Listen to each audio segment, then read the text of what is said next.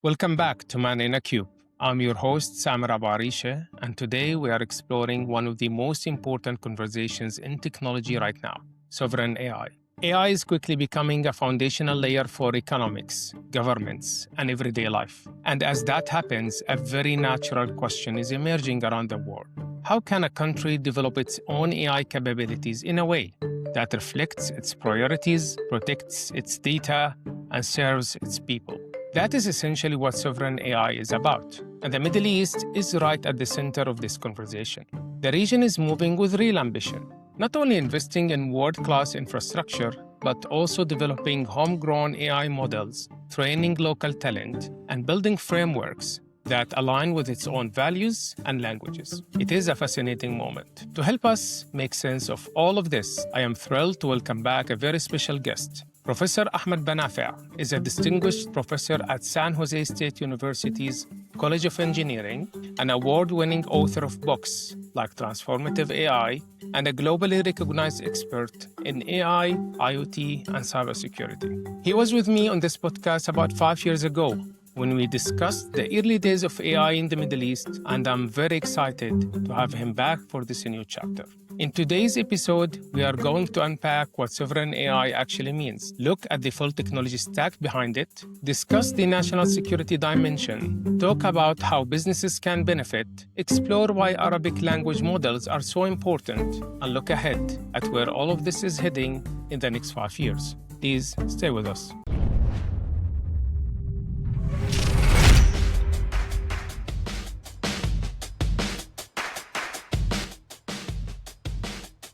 Professor Ahmed, welcome back to MANinaCUBE. Thank you for inviting me. So let's start with the term sovereign AI. As you know, this term is thrown around a lot these days, often as a buzzword in press releases and investment announcements. However, for so many business leaders and policymakers, the actual definition remains a bit unclear. What does sovereign AI actually means, in your opinion, and what does it not mean? Okay, that's a very good question, and it's really of an interest of so many stakeholders, whether it is the regular person or the average person, all the way to the governor or to the governments itself. But just to simplify the answer, sovereign AI means that a country has the ability to build, deploy, govern, and benefit from AI under its own strategic control. So they have all of the things from the beginning, building the infrastructure. We're going to talk more about the different layers of sovereign AI and the deployment of the artificial intelligence in this case, and also the governing of all the contents of the models, of the data centers, and also the benefits they can get from having their own structure or own sovereign AI within the country. That's great. And you've mentioned the point of the infrastructure or the infrastructure stack. Let's talk a little bit about that. So we are seeing a lot of money, billions basically, invested into data centers across the Middle East. From the Neom AI factory, for example, into the UAE and US AI campus. But building the infrastructure is really one part of the stack. Right. If we want to look at the different or actual layers of the technology stack that we need to build and control the deployment from the ground up, what are these layers? Okay, and I haven't answered your second part of your question about what exactly is, sovereign AI is not what, what does it mean? Mm-hmm. It's not isolation. You have to be very careful about that. It doesn't mean that the country will have its own universe of AI and there's no connection with the rest of the world.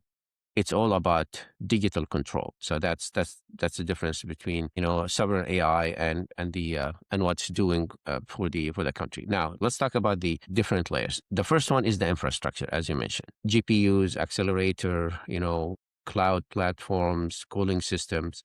So that will be the hardware. But the next one is the data. Now that's very important because when we talk about the data, you have to have the local data, because it's very important that you are training your AI models on the data that you are using within your own country, because the answers, the reasoning, the conclusions, the interaction with the model itself will be based on what kind of data you use in that training. So that will be That's what they call it, national data sets, government data, for example, healthcare data, education data within the country itself, transportation, financial. In the Middle East, it's talking about the Arabic language data here. The third is the models.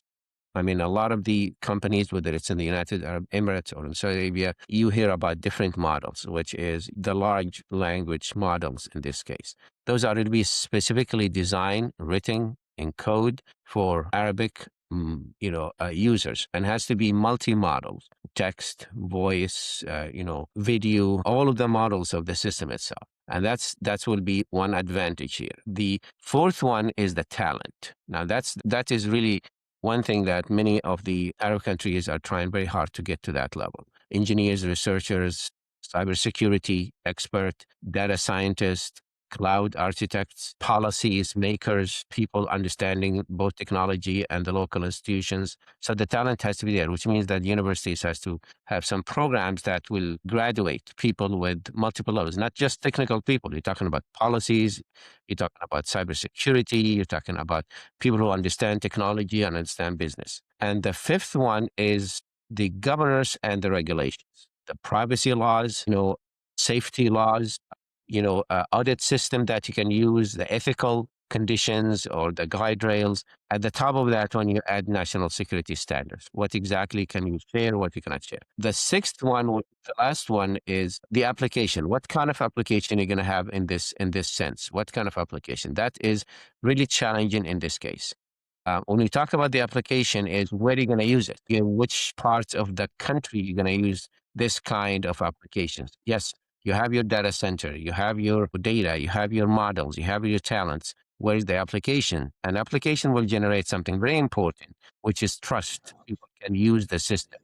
You ask them to go and have this digital government use with AI, they will trust it because you're giving them some results. I agree. And I think usually the application layer is very tricky. If the government is building an application, the question, am I making the people's lives easier and better? Am I providing better services? If an enterprise or private sector building it, the question is, are we seeing the right ROI, right? For example, Right. are we becoming more competitive, right, in the market and so on? It's very tricky. And I think that's probably can take a whole episode talking about how do you define the real use case, how you define what you actually do with this all sovereign AI. But I'm interested here, Professor, just to follow up on this question before we move into the next one about the infrastructure stack or the technology stack. I think there are two schools. One of them consider the power requirement as part of the stack and others don't. But regardless of this, how do you see the power requirement right now, especially that when we look at all these data centers and the huge amount of power they consume, how important is that? And where do you see the Middle East when it comes to the power generation capability? Well, the Middle East have an advantage, especially in the GCC. Countries like United Arab Emirates or Saudi Arabia or Qatar, they have an advantage because energy is their strength. It's not something they look at it as we have to think about it when we are having our data centers. So it's not urgent, it's not pressing as you see it in other countries. The issue about the power is multiple levels. Number one is chips has to be better, which means the design of the chips from NVIDIA or AMD or Intel or Chinese, chips have to be better in consuming power. I'm following NVIDIA and their products one after the other when you're talking about Blackwell, Robin, and so on. And one of the biggest key indicators there for the improvement of the chip is how much power this chip will consume compared to the one before. The second generation, the third, and the third, all the way. And that is the key part of it.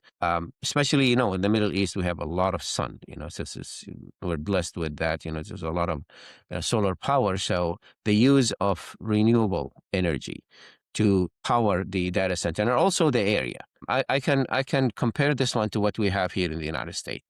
We have something like close to 5,000 data centers. Capital of data centers in the United States is Virginia, which is around the DoD and the Department of Defense, Pentagon, and all the NSA and this in that area. There's something close to 600, 700 data centers there. There's a lot of pushback against data centers in many of the states, including California, which is the birthplace of artificial intelligence. The reason for this one is the environmental impact, and not just the environmental impact because it's noisy. It's taking the natural resources because you need cooling for the system and also the energy. You are straining the electrical grid. So having data center here is not as simple as thinking about it in a different place, especially in the Middle East. Middle East, you have huge areas. So if they can have a data center anywhere, it's going to be very easy to establish it, power it, and maintain it, because the location is very unique in this sense. So this is where the challenges that are facing in the data center.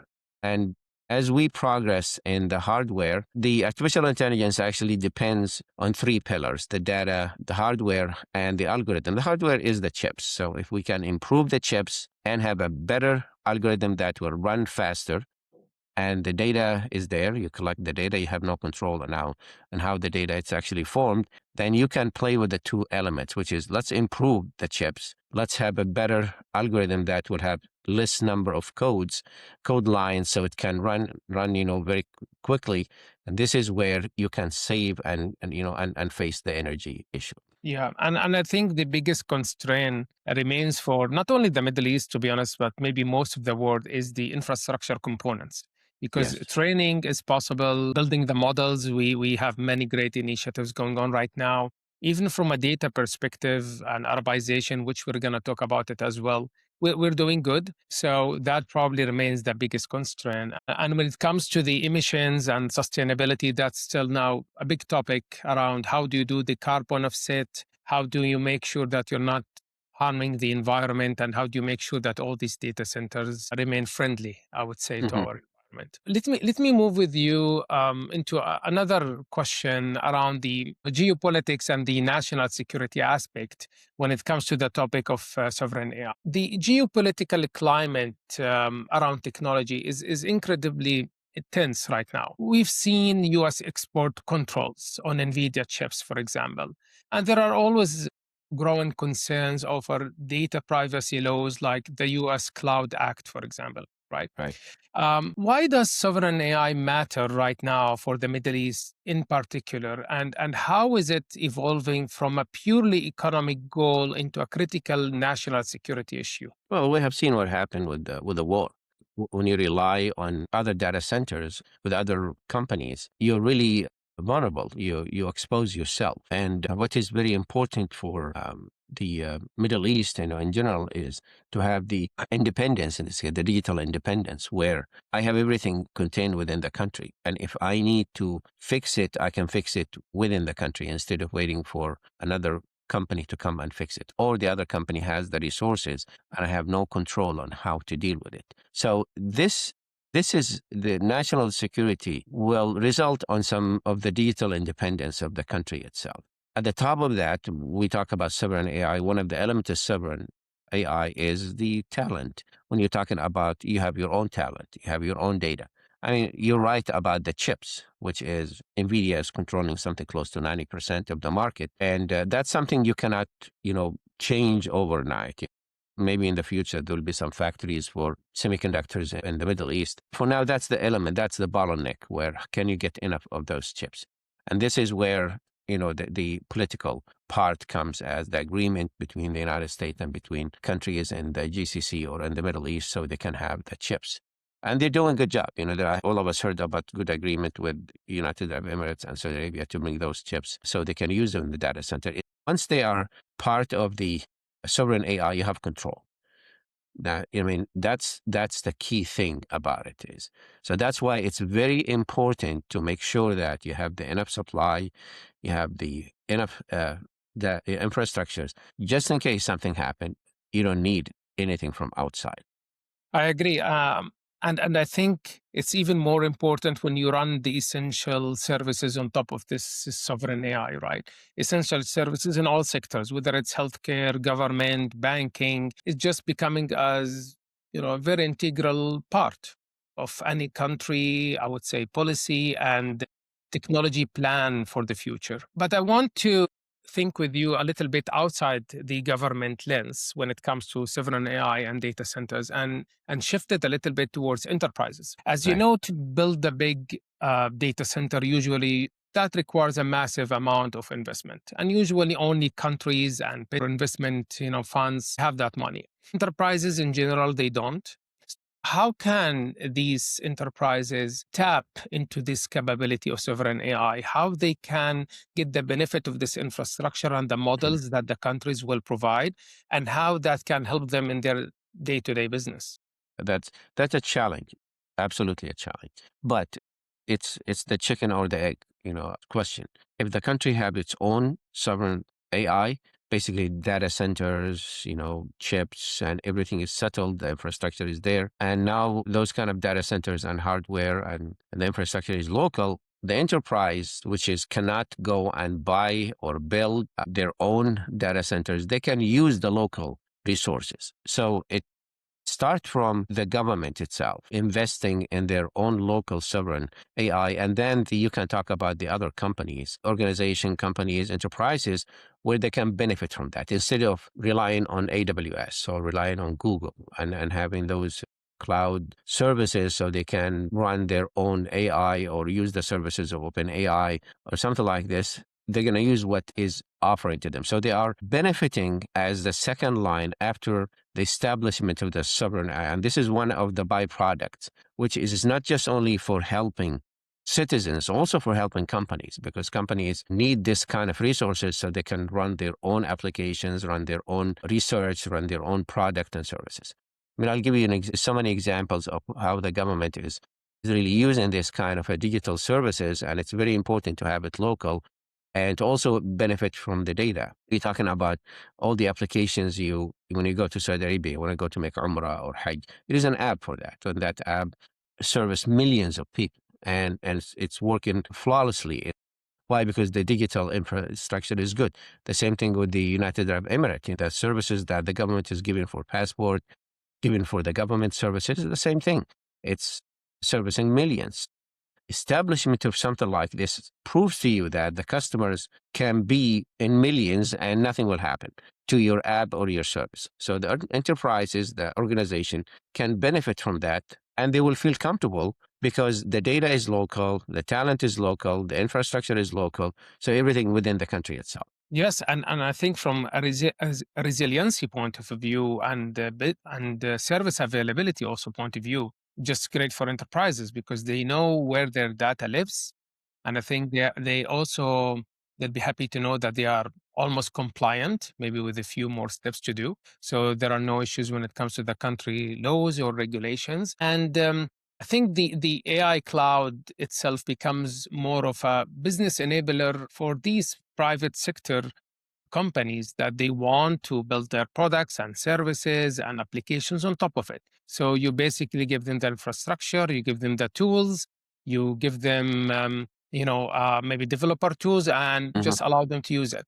Which is very important, and this is where maybe the Middle East was lacking the Arabic models that many of these enterprises wanted on top of these clouds when they wanted to build their chatbots or customer service or talk in Arabic to some clients. The rise of these native Arabic foundation models like the Falcon series from Abu Dhabi or the Jace model, it feels like shift away from just translating Western models. How important are these Arabic models, the local data sets, and our specific cultural context to the overall sovereign AI conversation in the Middle East? It's very important. It's absolutely central for the success of the sovereign AI because language is not about letters or words. It's also about culture, value, understanding the context itself. One word can actually means different meaning from one country to another country. Whether it is you talking about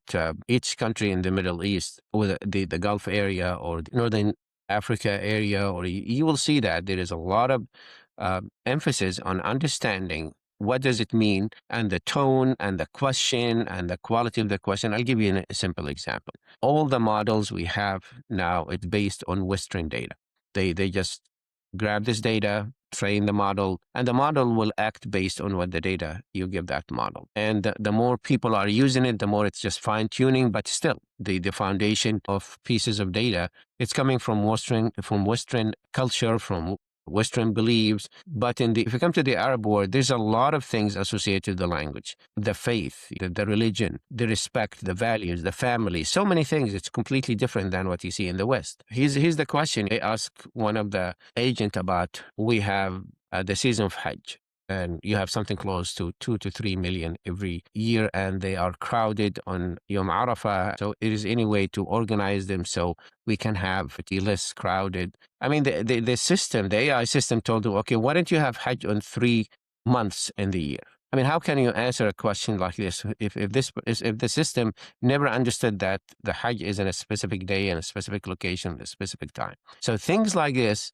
we are missing that when it Yes. comes to the to the current agent. They miss a lot of these things because it has to go back to the roots of the Arabic language, the roots of the beliefs of people. So when you start training the system on the local data or in the regional data, it's going to make more sense. They're going to understand this. A simple question about, should I go to this or not? Simple question about, what should I say to that person? The cultures are different. For example, colors mean something else. Words mean something else from one culture to the other. So that's a very central one. And that's also added to the independence from the current system. It's what they're doing with the ChatGPT and Gemini and Claude and the other. They're trying to match it with some kind of translation, but they're missing a lot. I mean, you have to correct them again and again so they can understand what you're talking about. Yes, actually, in one of the recent university researches I've read, it's really clearly showed how the bias in the English data sets and sources that these language models in the West relied on to train themselves already showing that data sets, and that bias propagates and moves to the other countries and other businesses that they rely on these external data sets. And that's, puts the topic of responsible AI, which everything that comes under it, from the ethics to the culture to the way you deploy it, to just answer a simple question: what's right, what's wrong, how I should use this AI, and what's where I should not use it. It becomes a really very central question and very important aspect, as you mentioned. And in the Middle East, we're very unique when it comes to the culture and when it comes to how people even conduct business. And it's very important that we reflect that in the technology stack. I wanna pick your mind actually and ask you, when it comes to the executives and leaders that we have in the Middle East, how should leaders in the region think about balancing the sovereign AI ambitions, like about building our own thing as much as we can and building all these layers that we need, how they can balance that with the global partnerships point of view and also the foreign technology dependencies, because eventually we can't have everything. That's true. I mean, it should be part of a vision. It not should be just one element by itself. And the leaders, they understand that it's a matter of time for them. Then they have to run by themselves, running their own infrastructure by themselves. But they need time because you have to train people, establish the infrastructure. You have to make sure everything is okay. You still need the expertise from the West, Eastern expertise from the companies like NVIDIA and OpenAI and Google. But it should not be that part where this is going to continue. Releasing this kind of knowledge, which is the transfer of knowledge. And I can tell you that all the project I heard about with this humane project in the in Emirates, that's the direction for that, which is, we would like you to come and train us so we can be independent. And then we can build it by ourselves. We still need the support from time to time. And that is a vision for the countries. And this is going to take years. It's not going to happen overnight. And it's why it's taking years, because of the resources, because of the priorities, because of the availabilities of some of the factors here, like the talents. For example, you need to graduate certain number of people so you can rely on them. I mean, Saudi Arabia, they have this project about training 1 million citizens on AI literacy, so they know what's going on. And then they're going to have something like, I think, 18,000 of them. They're going to be an expert in AI, so they can hire them. And that takes a long time to do it. It's a long-term goal, given the resources we have now. And also the other thing is that the technology itself keep evolving. We talk about agentic AI. We talk about OpenClaw. What's going to be next? So if I train you on something and then the next, 2 or 3 weeks, it's an obsolete, and it's a challenging, perspective in this technology where a company can come up with something which is you don't have to do that. Their model will be doing that. We want to get to this stage where the local startups, the local companies use the resources available in the country so they can be ahead of the game, so they can have their own product. The beauty of AI, I'm looking at it here from Silicon Valley, is nobody owns AI. You can have a small company, a small startup anywhere in the world. They can come up with one of the three elements of the AI. And mostly when they talk about the algorithm, DeepSeek, what happened with that Chinese, company? It just flipped the whole equation because they focus on, okay, we're going to give it to the customer, so we're going to be cheap. If could be another company, and for example, in France, there are a company in the Middle East that can come up with something, and this thing is moving the AI in a different direction. So the opportunities, the availability of growth for the first time, it's not something that which is contained in one area. Anyone in the world can be in that situation. And it could be improving one of those three elements, having a better data, having a better chip, or having a better algorithm. I love that. And I think just to know that we have the ability to tweak something small within the AI ecosystem, and that can lead to major shift, it's just great. I don't think we had something like this in technologies since many, many years. And it's just great to know that everyone has the opportunity to do something and contribute into this technology. You've touched on the future, Professor Ahmed, and let me conclude with you on this point. You and I spoke around 5 years ago on this podcast about the future of AI, and the landscape has actually changed a lot since that time. So I want to look ahead with you again. If we revisit this conversation in another 5 years, what specific milestones or signs would tell you that sovereign AI strategy in the Middle East has actually succeeded? Well, there will be several signs for that. One of them is we're going to have multiple Arabic models, really strong, which is understand the culture, understand the faith, understand the values of the area. Because you build the infrastructure, you build the databases, you build the data centers, and then you start making the application. The application is a big sign for the user that why don't you use this? Why don't you use this one to do it? And then data centers will become normal because you operate them within the region itself, and you know how to do it. Power, hardware, everything associated with that. Universities realize, this will be the third sign, realize that how significant it is to keep this line of talents coming out. Degrees will be changed. We are going to have new degrees that will help achieving this kind of the supplying the government or supplying the enterprises with the talents. And the fourth one is startups. The startups environment will start popping up. You're going to see a lot of the names about, as you mentioned, that you could change few things in the algorithm, and that's going to accelerate it, make it much better because somebody is really smart in that area. And the fifth one is the trust. Citizens, they're going to start trusting the apps. They're going to start trusting the models. It's going to be part of their life. The first thing they look at when they wake up, the last thing they look at before they go to sleep. Their life is associated with these kind of AI applications. So it's very easy, services and things like to say, why don't you use this? It's making it so easy in this case. So 10 years from now, you will see improvement in the different section or sectors of the economy, improvement in the hospital services because they are using AI to deal with so many of the services that being backlogged or it's not clear or somebody miss anything in the diagnostic. Schools, improvement in schools. A lot of the GCC, they have AI as part of their curriculum. So the student now, it's not going to be something which is add on. It's going to be, okay, yeah, I'm taking AI, like I'm taking math, like I'm taking Arabic. It's exactly the same thing, or physics. Government services. It's going to be much easier and you shortening the time because whenever you talk about, when I go and renewal my passport, have my residency, all this can be done in milliseconds. Transportation will be much better because now you are talking about AI products in this case. and cybersecurity. Cybersecurity will be a big thing because yes, you can have all these kind of digital structure, but you have to make sure it is secure. And we heard about Anthropic new product, which is really danger to the cybersecurity of the system that government are trying to catch up with that. And this will translate in improvement in the GDP, improvement in economic productivity, saving people time when they are trying to get the services from school, hospitals, from the government, from any direction in their life, so they can focus on their work. It's going to be much easier in this case. And this is where it's going to be the collective signs of we are successful because AI is part of our life. It's not an add-on. We think about it as an option. So hopefully the future is bright. Professor Ahmed, I really want to thank you for your time and for sharing such valuable insights with us today. It's always a pleasure to have you on the show, and I know our audience have learned a great deal from this conversation. Thank you so much. Appreciate that. That is all the time we have for today.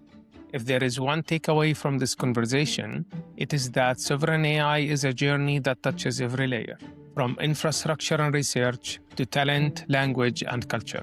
The Middle East has a real window of opportunity right now, and the countries that invest across all of these dimensions and build ecosystems where businesses and innovators can thrive on top of sovereign platforms are the ones that will shape the next decade of AI. If you enjoyed this conversation, please make sure to subscribe to MANinaCUBE on YouTube and follow our page on LinkedIn so you never miss an episode. Thank you for tuning in, and I will see you in the next Cube.